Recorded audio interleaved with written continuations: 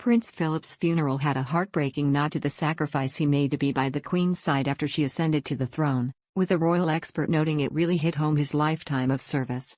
The Duke of Edinburgh passed away 2 months before his 100th birthday on April 9 last year. The Queen's husband, the longest-serving royal consort in British history, died at Windsor Castle, according to Buckingham Palace. Her Majesty paid tribute to her husband and his sense of service in her Christmas speech last month as she expressed her sympathy for those grieving loved ones during the festive period. Speaking about Philip, she said, "That mischievous, inquiring twinkle was as bright at the end as when I first set eyes on him." At Philip's funeral, the Duke left his own touching reminder about his service and support to the Queen.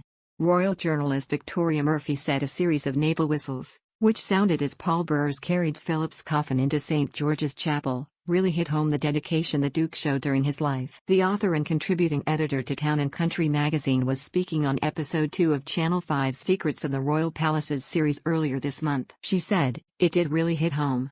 It really underlined this active service that he had seen.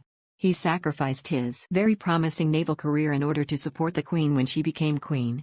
Prince Philip was stationed all around the world after joining the Royal Navy as a cadet at the Royal Naval College in 1939. He saw active service during his stint on the high seas, including during the 1943 Allied invasion of Sicily in World War II. During the invasion, Philip was second in command of the battleship HMS Wallis, which came under attack from a Luftwaffe bomber. The Duke was said to have hatched a cunning plan to distract the pilot by setting alight a wooden raft and throwing it overboard. Despite Philip's heroics, his naval career came to an end in 1952 when the Queen's father King George VI died. At Philip's funeral, a Royal Navy piping party blew on bosun's whistles to recreate some of the signals used during naval battles when the noise is too overwhelming for crew members to hear each other. As the Duke's modified Land Rover hearse approached the chapel, the party blew the still, a signal to call crew to attention. Another call, the side used to welcome senior officers aboard ship, was then played as Philip's coffin was carried to the west steps of the chapel.